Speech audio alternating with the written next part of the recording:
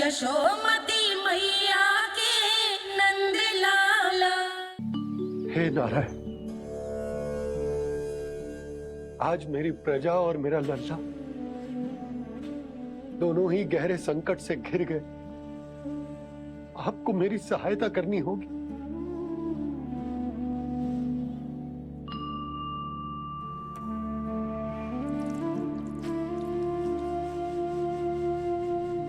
प्रभु, पिता होने का कर्तव्य मुझे एक दिशा में धकेल रहे है तो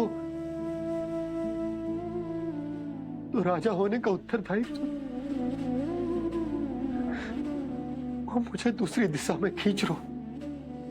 इस भीषण संकट में मैं क्या करूं? मैं इस संकट में अपनी प्रजा का साथ भी ना छोड़ सकता हूं और ना ही अपने लल्ला को उस नरभक्षी सिंह की मान में भेज सकता हूं। आप ही को इस समस्या का समाधान निकालना होगा। जय सालिग्राम मुझे मेरे मैया बाबा ने दिया था और उन्होंने कही थी कि जब भी कोई संकट आएगा ना प्रभु, तो इसके रूप में आप मेरा हाथ पकड़ लोगे और मुझे बताओगे कि क्या करना है, कैसे करना है। आज मुझे आपके मार्गदर्शन की आवश्यकता है प्रभु। मुझे मार्ग दिखाइए। बाबा और राजा होने की सुविधा में मैं बटा जा रहा हूं। मेरे इस धर्म की नौका जो झंझावात में फंस गई है, उसे पार लगाइए नारायण। रक्षा कीजिए नारायण।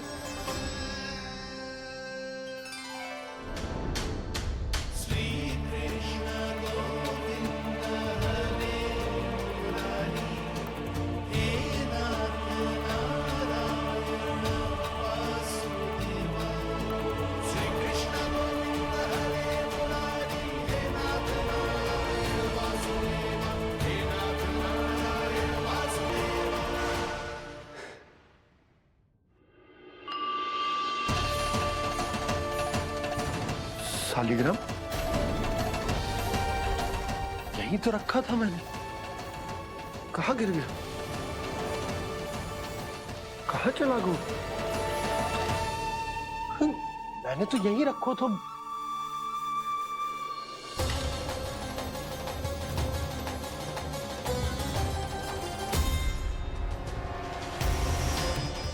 कान्हा, तू यहाँ क्या कर रहा है? सालिग्राम देखो तूने?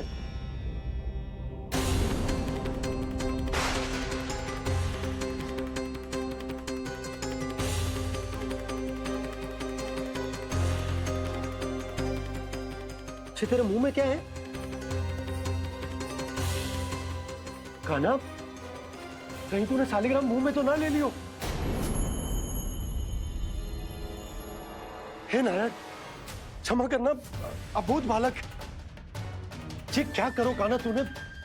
क्या बाहर निकाल सालिग्राम। लल्ला, जी अनुचित है। यदि वो तेरे कंठ में चला जाएगा तो तेरी सांस। लल्ला, ला बाहर निकाल। अच्छो बालक है ना तू? हाँ? ला। अरे तेरी मैया को पता चलेगा ना तो वो कहेगी कि ना तो प्रजा का ध्यान रख सकते हो ना ही अपने लल्ला का।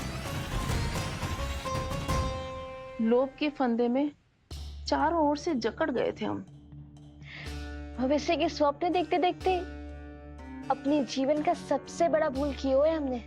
यशोदा और नंद भैया ने आप सबको समझाने का कितना प्रयास किया था, और यहाँ तक कि छोटे कान्हा ने भी हमें कितना समझाया, लेकिन हमने उस दुष्ट व्यापारी को अपना सारा वचन दे दिया। मुझे तो सबसे पहले अपने घर में बिठाकर ही समझाया था उन दोनों ने। कही थी कि कोई किसी भी वस्तु का दुगना मूल्य क्यों देगो, पर मैंने उनकी एक भी ना सुनी। आप ही बताओ रोहिणी जी, अब किस मुंह से क्षमा मांगूंगी मैं जशोदा जी से?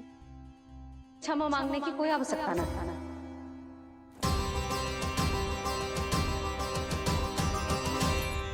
महत्वपूर्ण बात तो ये है कि तुम सबको अपनी भूल का आभास होगा और उसका पछतावा भी। पर अब तो बहुत देर हो गई है जसोदा जी, अब क्या होगा? जिस सुनहरे भविष्य के लिए हमने उस कपटी व्यापारी के सामने अपने नारायण के नाम का वचन दिया था, उसने वही भविष्य लेके राजा कंस के पांव के नीचे रख दिया है। संतुष्ट सुखी जीवन जी रहे थे हम। बछड़ों को उनके भाग का दूध मिलता था। हमारे बच्चे जितना चाहे दूध दही माखन खाते थे। अब उनके मुंह का निवाला छीनकर उस दुष्ट कंस को देना पड़ेगा चिच्ची। ना, नारायण की कृपा से तेरी जसोदा जिज्जी के पास गायों की कमी ना है। मैं अपने घर का सारा गोधन पूरे गांव के साथ बांटूंगी। किसी भी बालक के मुंह से निवाला ना छिने को। नारायण की कृपा से गोकुल का एक भी प्राणी वंचित ना रहेगा। हाँ नहीं तो देख कान्हा, बाबा का कहना मान ले। कान्हा, तुझे नारायण की सौगंध है, वो शालिग्राम मुझे दे दे।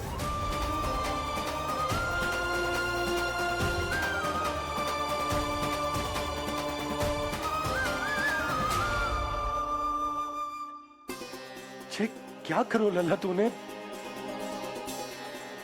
ऐसे भी कोई कर तो है क्या लल्ला? मैं पहले से ही तुझे लेकर कितना चिंतित हूं।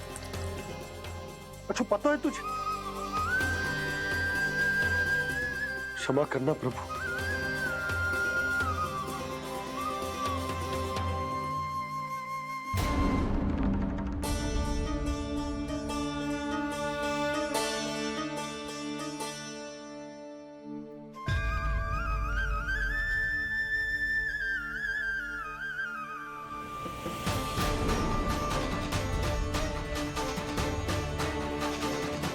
ये क्या कर रहे हो लल्ला?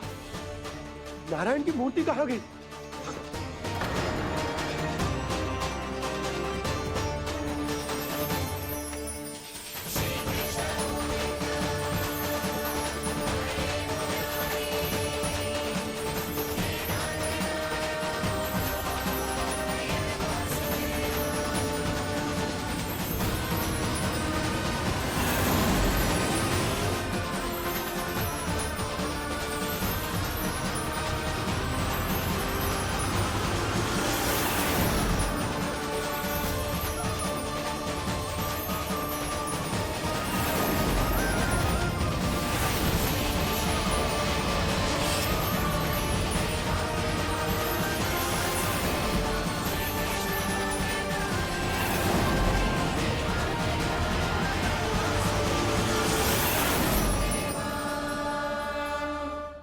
मैंने ना कान्हा के मुंह में फिर से ब्रह्मांड देखो है।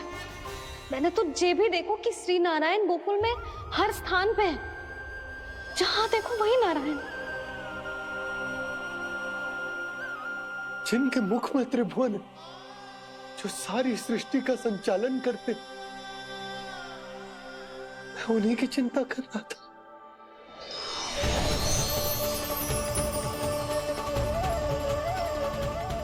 प्रभु, प्रभु, बाहर भी आप हैं और भीतर भी। मुझे क्षमा कर दो प्रभु, क्षमा कर दो।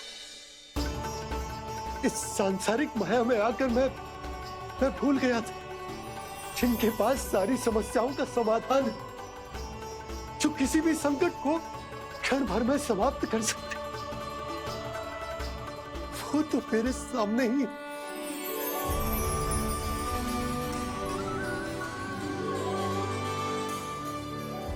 समस्या कैसी भी क्यों ना हो, चिंता समाधान नहीं, बाधा होती है।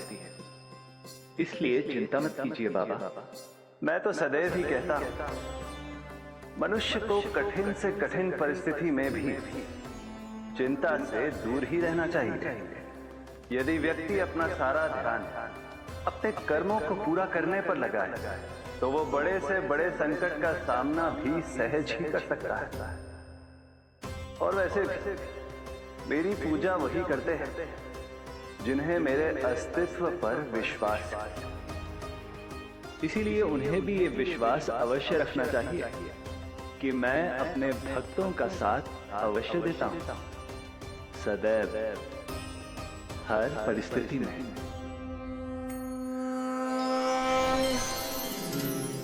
मैं आपके साथ ही हूँ बाबा।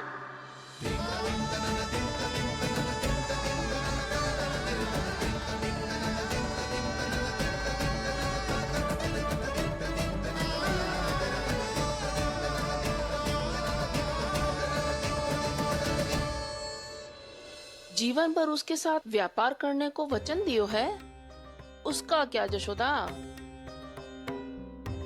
पर उस दुष्ट कंस और उसके व्यापारी ने जो समस्या उत्पन्न की, उसका क्या? समस्या है तो समाधान भी हो गई। मैंने तो कही थी ना मौसी, जो हमारे समझ में ना आए उस समाधान का दायित्व भगवान नारायण पर छोड़ देना चाहिए।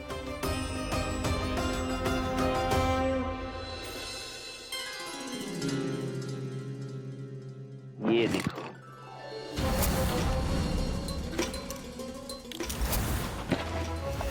ये आभूषण, मोती, ये स्वर्ण उपहार में देने का सामर्थ्य किसके पास होगा? कंस महाराज, तुम देख लेना, मैं इस घर को महल बना दूंगा, सब झटक लूंगा। कान्हा, तुम तो अंतर्यामी हो, सब जानते। बताओ ना, कैसे मैं गोकुलवासियों की सहायता करूं? कोई उपाय सुझाओ। तुम्हारी ये रहस्यमयी मुस्कान बता रही है कि तुम्हारी लीला पहले से ही आरंभ हो चुकी है ना? अपने कर्मों का फल सभी को भोगना ही पड़ता है बाबा, चाहे वो अच्छा हो चाहे वो बुरा। तुम सभी चिंता मत ही करो। जो अन्य व्यक्तियों के साथ बुरा करते है ना, उसके साथ देर सवेर बुरा ही होता है। और जिस हाथ से उस षड्यंत्रकारी ने तुम सबका दूध दही माखन लियो है ना, जल जाएंगे वो हाथ, जल जाएंगे वो। दोनों पिता पुत्र का इसी से स्वागत करूंगा।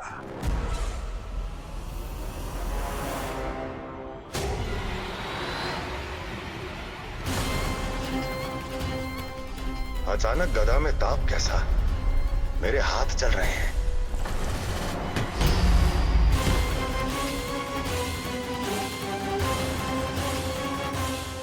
और वो व्यापारी जो तुम सबके शांत जीवन में भूचाल बन के आओ है, स्वयं शांति से थोड़े ना बैठ पाएगा।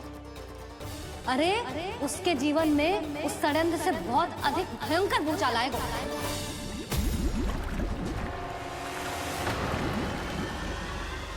स्वामी, ये अपने आप कैसे बोलने लगा?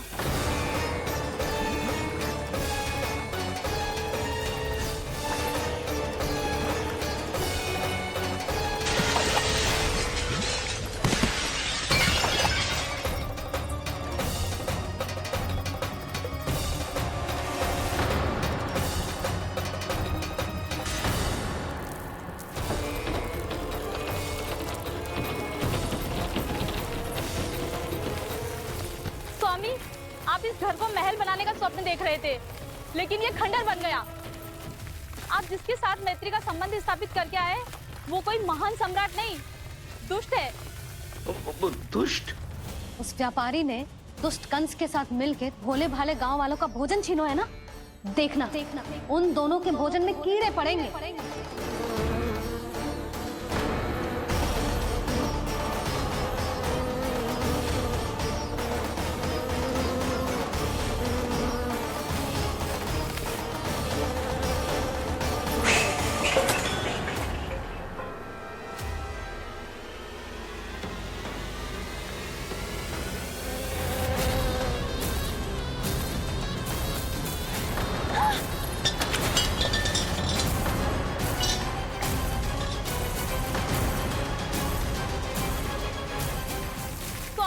घर गया, जीविका का साधन गया, अब क्या जाएगा हमारा जीवन?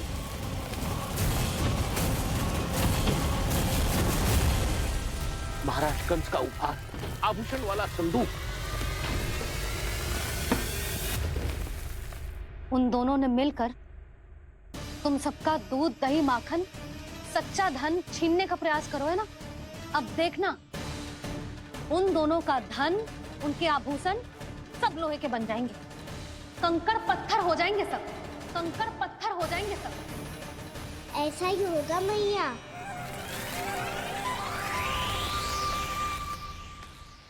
मेरे ग्राहक।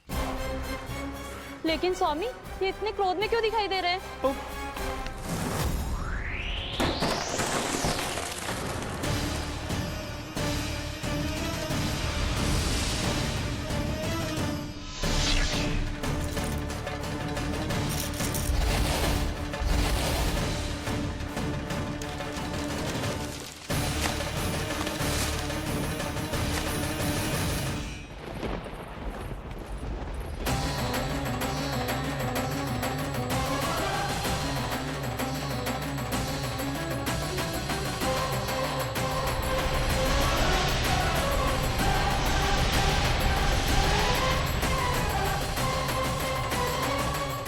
विष्णु, विष्णु ने किया है ये सब।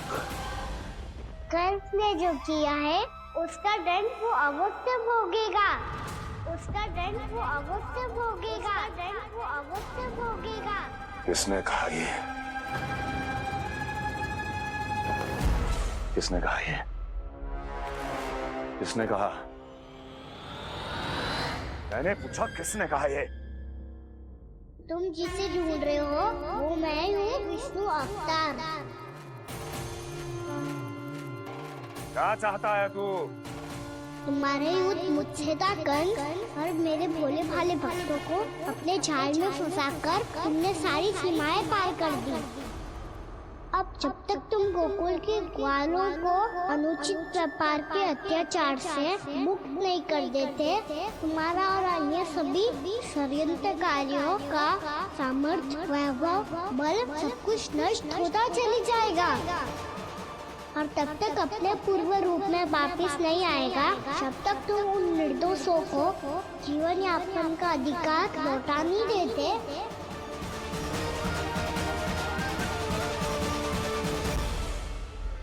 महाराज, दूध दही माखन सब कुछ पूरी तरह से सड़ गया है। महाराज, सारा अनाज, फल और सब्जियां सब नष्ट हो चुकी हैं महाराज। महाराज, महल का सारा पेयजल दूषित हो चुका है। छल है ये। ओ विष्णु अवतार हमें अपने माया जाल में फंसा रहा है। ऐसी सड़ी हुई मिठाइयाँ मैंने आज तक नहीं खाई हैं। खोए की नहीं, पत्थर की बनी है ये, उससे भी कड़ी है तुम्हारी ये मिठाइयाँ। आज के बाद कभी मिठाई नहीं लेंगे।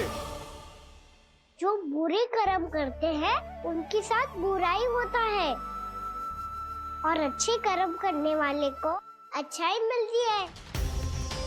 आप अपना कर्म कीजिए बाबा, आपकी चिंता अपने आप दूर हो जाएगी। और हाँ बाबा, शीघ्र ही आपको एक बड़ा निर्णय लेना होगा। स्मरण रखिएगा, जो होता है वो अच्छे के लिए होता है।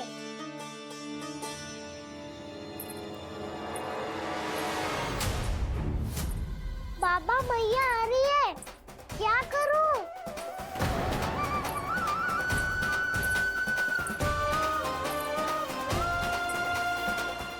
कुछ सुझाव दो ना बाबा, जिससे मैया मुझे ऐसे नहीं देख पाए।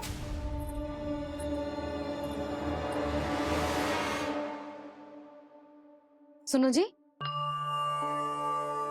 आपने पुकार लगाई थी क्या?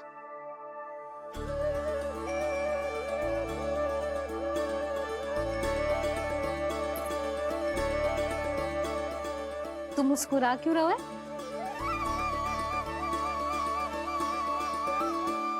और आप भी बदले बदले से दिख रहे हो। पूजा करके तनिक शांति मिली ना? शांति ही नहीं यशोदा, प्रभु नारायण ने मुझे समस्या को समाधान भी दे दिया। मैं बस अपना कर्म करूं। कल कंस से मिलने मथुरा जाऊंगा मैं। उस दुष्ट अत्याचारी से मिलने जाओगे आप? ना ना, मैं आपको उससे मिलने ना दूंगी। देखो ना आपने कैसे हमारे गांव वालों को फंसाओ है उसने। अवश्य ही आपको भी उसी उद्देश्य से बुला रहा है। हे प्रभु? कुछ देर पहले ही तो मैया सभी को मुझ पर अर्थात श्री नारायण पर विश्वास करने की सीख देकर आई है। अब देखो स्वयं भी चिंता कर रही है ये। चिंता मत ही करो यशोदा, मुझे श्री नारायण किसी भी जाल में ना फंसने देंगे। वो तो यही है हमारे साथ।